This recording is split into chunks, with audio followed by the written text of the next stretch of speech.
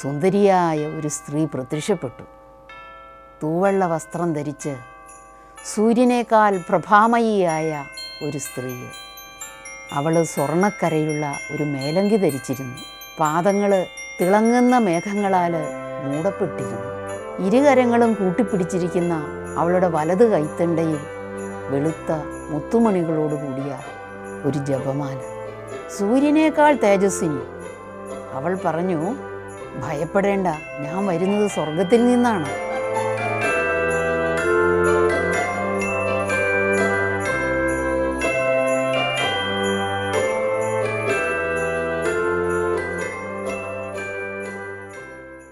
യൂറോപ്പിൻ്റെ തെക്ക് പടിഞ്ഞാറ് ഭാഗത്ത് അറ്റ്ലാന്റിക് സമുദ്രത്തോട് ചേർന്ന് കിടക്കുന്ന മനോഹരമായൊരു രാജ്യം പോർച്ചുഗൽ.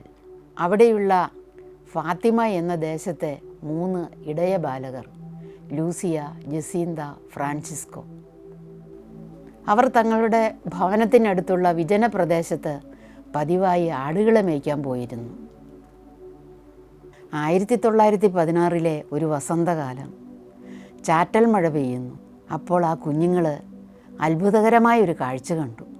ഒരു പ്രകാശഗോളം അന്തരീക്ഷത്തിലൂടെ അവരുടെ അടുക്കലേക്ക് വരുന്നു. പ്രകാശഗോളത്തിൻ്റെ മധ്യത്തിൽ സുന്ദരനായ ഒരു യുവാവ്. കുട്ടികൾ ഭയചകിതരായി. അപ്പോൾ ആ യുവാവ് പറഞ്ഞു, ഭയപ്പെടേണ്ട, ഞാൻ സമാധാനത്തിൻ്റെ മാലാഖയാണ്. എന്നിട്ട് നിലത്ത് മുട്ടുകുത്തി സാഷ്ടാംഗം പ്രണമിച്ച് ഇങ്ങനെ പ്രാർത്ഥിച്ചു, എൻ്റെ ദൈവമേ, അങ്ങിൽ ഞാൻ വിശ്വസിക്കുന്നു, അങ്ങയെ ഞാൻ ആരാധിക്കുന്നു, അങ്ങിൽ ഞാൻ ആശ്രയിക്കുകയും അങ്ങയെ സ്നേഹിക്കുകയും ചെയ്യുന്നു. ദൈവത്തെ വിശ്വസിക്കാത്തവർക്കായി, ആരാധിക്കാത്തവർക്കായി, ആശ്രയിക്കാത്തവർക്കായി, സ്നേഹിക്കാത്തവർക്കായി ഞാൻ അങ്ങയോട് ക്ഷമയാചിക്കുന്നു. മാലാഖ ചൊല്ലിയ ഈ പ്രാർത്ഥന കുട്ടികൾ ഏറ്റുചൊല്ലി. ആ മനോഹരമായ പ്രാർത്ഥന ഇന്ന് അനേകായിരങ്ങൾ ഏറ്റുചൊല്ലുന്നുമുണ്ട്. മാലാഖയുടെ ദർശനങ്ങൾ പരിശുദ്ധ അമ്മയുടെ ദർശനത്തിനായിട്ടുള്ള മുന്നൊരുക്കമായിരുന്നു എന്ന് പറയാം. 1916 അന്ന് വരെ ലോകം കണ്ടിട്ടില്ലാത്ത ഒരു യുദ്ധത്തിൻ്റെ നിഴലിലായിരുന്നു. 1-ാം ലോകമഹായുദ്ധത്തിൻ്റെ കാലഘട്ടം. ഫാത്തിമ എന്ന പട്ടണത്തിൽ ലൂസിയ, ജസീന്ത, ഫ്രാൻസിസ്കോ ഈ 3 കുട്ടികൾക്ക് സമാധാനത്തിൻ്റെയും സന്തോഷത്തിൻ്റേതുമായ ഒരു പുതിയ സന്ദേശം പരിശുദ്ധ അമ്മ വഴി ലഭിച്ചു. സഭ ഔദ്യോഗികമായി അംഗീകരിച്ചിട്ടുള്ള ഏറ്റവും വിലമതിക്കുന്ന ഒരു മരിയൻ പ്രത്യക്ഷീകരണമാണ് ഫാത്തിമയിലേത്.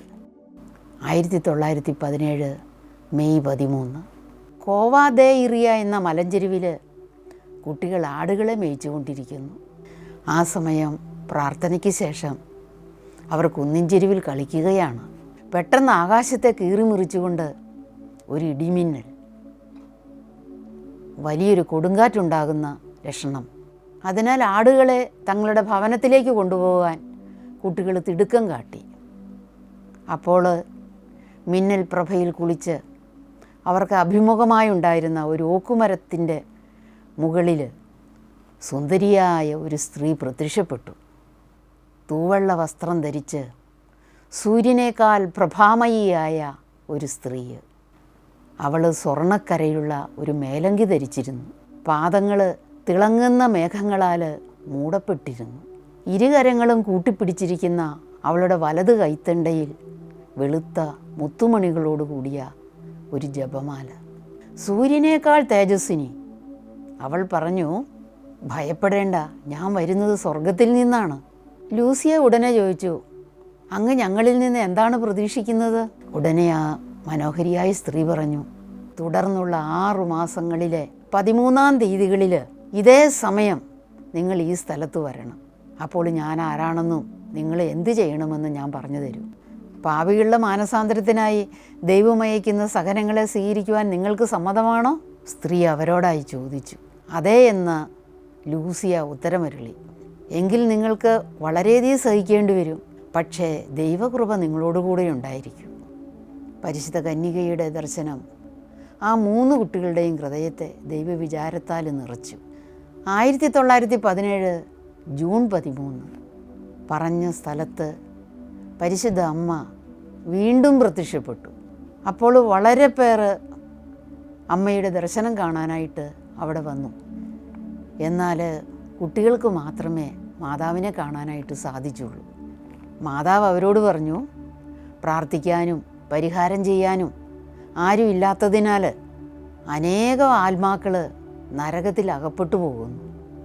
അവർക്കായിട്ട് നിങ്ങൾ ജപമാല ചൊല്ലണം. എന്നിട്ട് ജപമാലയിലെ ഓരോ ദശകത്തിന് ശേഷം ചൊല്ലുന്ന ഓ എൻ്റെ ഈശോയെ, ഞങ്ങളുടെ പാപങ്ങൾ ക്ഷമിക്കണമേ, നരകാഗ്നിയിൽ നിന്ന് ഞങ്ങളെ രക്ഷിക്കണമേ, എല്ലാ ആത്മാക്കളെയും പ്രത്യേകിച്ച് അങ്ങേ സഹായം കൂടുതലായി ആവശ്യമുള്ളവരെയും സ്വർഗത്തിലേക്ക് അനയിക്കണമേ എന്നുള്ള ആ പ്രാർത്ഥന മാതാവ് അവരെ പഠിപ്പിച്ചു. മാതാവ് അവരോട് പറഞ്ഞു, അധികം വൈകാതെ ഫ്രാൻസിസ്കോയെയും ജസീന്തയെയും ഞാൻ കൂട്ടിക്കൊണ്ടുപോകും. ഞാൻ കൂടുതൽ അറിയപ്പെടാനും ആദരിക്കപ്പെടാനുമായിട്ട് ലൂസിയ കുറച്ചധികം കാലം ഇവിടെ ജീവിക്കും. ലോകം മുഴുവന് എൻ്റെ വിമല ഹൃദയത്തിലുള്ള ഭക്തി പ്രചരിപ്പിക്കുവാനാണ് ഈശോ ആഗ്രഹിക്കുന്നുണ്ട്. അപ്പോൾ മാതാവിൻ്റെ വിടർത്തിപ്പിടിച്ച കയ്യിൽ ഒരമ്മയുടെ ഹൃദയം കാണപ്പെട്ടു. മുള്ളുകൾ ചുറ്റി ഹൃദയത്തിലേക്ക് തുളച്ച് കയറുന്ന വിധത്തിൽ മനുഷ്യകുലത്തിൻ്റെ പാപങ്ങളാൽ വ്രണപ്പെട്ട് പരിഹാരമനുഷ്ഠിക്കുന്ന പരിശുദ്ധ അമ്മയുടെ വിമല ഹൃദയം 1917 ജൂലൈ 13 ഓക്കുമരത്തിൻ്റെ മുകളിലായി പരിശുദ്ധ അമ്മ വീണ്ടും പ്രത്യക്ഷപ്പെട്ടു. അമ്മ അവരോടായിട്ട് പറഞ്ഞു, യുദ്ധം അവസാനിക്കുന്നതിനും ലോകസമാധാനത്തിനും ജപമാല രാജ്ഞിയുടെ പുകഴ്ചയ്ക്കുമായി എല്ലാ ദിവസവും ജപമാല ചൊല്ലണം. ഞാൻ ആരാണെന്നും എന്താണ് ആഗ്രഹിക്കുന്നതെന്നും ഒക്ടോബറിൽ ഞാൻ നിങ്ങളോട് പറയാം. എല്ലാവരും വിശ്വസിക്കേണ്ടതിനായി അന്ന് ഞാനൊരു അത്ഭുതം പ്രവർത്തിക്കും. പിന്നീട് അമ്മ അവർക്ക് നരകദർശനം നൽകി. മനുഷ്യരൂപത്തിലുള്ള ആത്മാക്കളെയും ഭീകരരൂപികളായ പിശാചുക്കളെയും അവർ കണ്ടു. നിരാശയും വേദനയും മൂലമുള്ള നിലവിളികൾ അവിടെ നിന്ന് ഉയർന്നു. 5 ആദ്യ ശനിയാഴ്ചകളിൽ പാപപരിഹാരാർത്ഥം വിശുദ്ധ കുർബാന സ്വീകരിക്കുക. യുദ്ധം, പട്ടിണി, സഭാപീഡനം എന്നിവയാൽ ലോകം നശിപ്പിക്കപ്പെടും. ഇവയെല്ലാം തടയാൻ റഷ്യയെ എൻ്റെ വിമല ഹൃദയത്തിന് സമർപ്പിക്കുക. പത്രമാധ്യമങ്ങൾ മാതാവിൻ്റെ പ്രത്യക്ഷീകരണ വാർത്ത ഏറ്റെടുത്തു. അനേകരുടെ വിശ്വാസത്തെ ജ്വലിപ്പിക്കുവാൻ ഈ ദർശനം കാരണമായി. 1917 ഓഗസ്റ്റ് 13 പരിശുദ്ധ അമ്മ പ്രത്യക്ഷപ്പെടുമെന്നറിഞ്ഞ ഭരണാധികാരികൾ ആകെ അസ്വസ്ഥരായി. അന്ന് ഫാത്തിമ ഉൾപ്പെടുന്ന ഔറേമിലെ മേയർ കുട്ടികളെ തട്ടിക്കൊണ്ടുപോയി. അവരെ കൊടും കുറ്റവാളികൾക്കൊപ്പം ജയിലിലടച്ചു. അവരെ തിളയ്ക്കുന്ന എണ്ണയിലിട്ട് പൊരിക്കുമെന്ന് പറഞ്ഞിട്ടും തങ്ങൾക്ക് ലഭിച്ച രഹസ്യങ്ങൾ പറയാൻ അവർ തയ്യാറായില്ല. ജനങ്ങൾ അക്രമാസക്തരായി. അപ്പോൾ അധികാരികൾ അവരെ ജയിലിൽ നിന്നും പുറത്തുവിട്ടു. 1917 സെപ്റ്റംബർ 13 വന്നെത്തി. ജനങ്ങളെല്ലാം കുട്ടികളോടൊപ്പം ജപമാല ചൊല്ലാൻ തുടങ്ങി.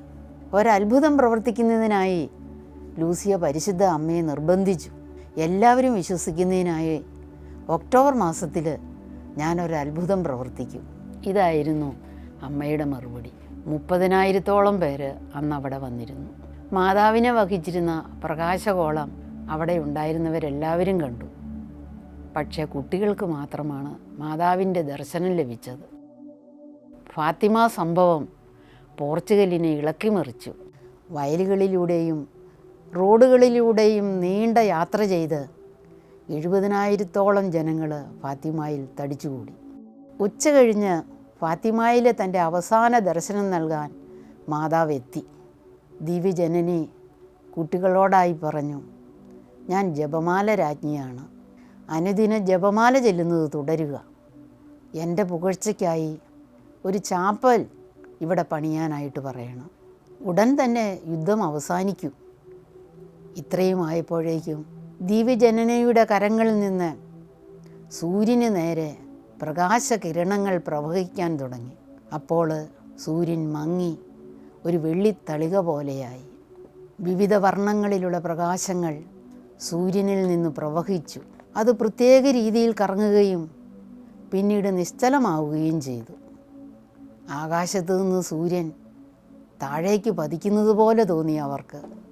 സകലരും മുട്ടിന്മേൽ നിന്ന് തങ്ങളുടെ പാപങ്ങൾക്ക് മാപ്പപേക്ഷിച്ചു.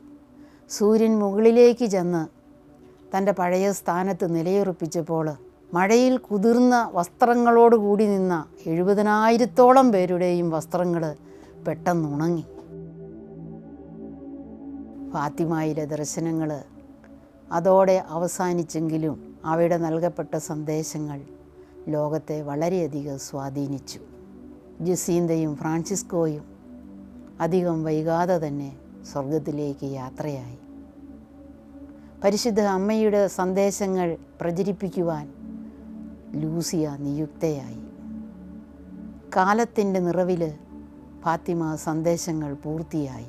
സഭയുടെ ഉന്നത നേതൃത്വത്തിൻ്റെ മുമ്പിൽ പരസ്യപ്പെടുത്തേണ്ടിയിരുന്ന മൂന്നാമത്തെ രഹസ്യങ്ങൾ 2000 ജൂൺ 6 സഭ ഔദ്യോഗികമായി പരസ്യപ്പെടുത്തി. സഭയുടെ വിശ്വാസ സത്യവഴികളിൽ നേരിടേണ്ടി വരുന്ന ക്ലേശങ്ങളിലേക്കും പീഡനങ്ങളിലേക്കും ഈ സത്യം വിരൽ ചൂണ്ടുന്നു. 100 വർഷങ്ങൾക്ക് മുമ്പ് ആ ഇടയ ബാലകരോട് മാതാവ് ചോദിച്ച അതേ ചോദ്യം നമ്മോടും ഇന്ന് ആവർത്തിക്കുന്നു. നിങ്ങളുടെ ജീവിതം ദൈവത്തിന് വേണ്ടി സമർപ്പിക്കാൻ നിങ്ങൾ തയ്യാറാണോ? അവരെ പോലെ അതേ എന്ന് ഉത്തരം നൽകാൻ നമുക്കും ശ്രമിക്കാം. വിശുദ്ധ കുർബാനയുമായി ബന്ധപ്പെട്ട വീഡിയോകൾ നിങ്ങൾക്ക് ലഭിക്കാൻ ഈ ചാനൽ സബ്സ്ക്രൈബ് ചെയ്യുക.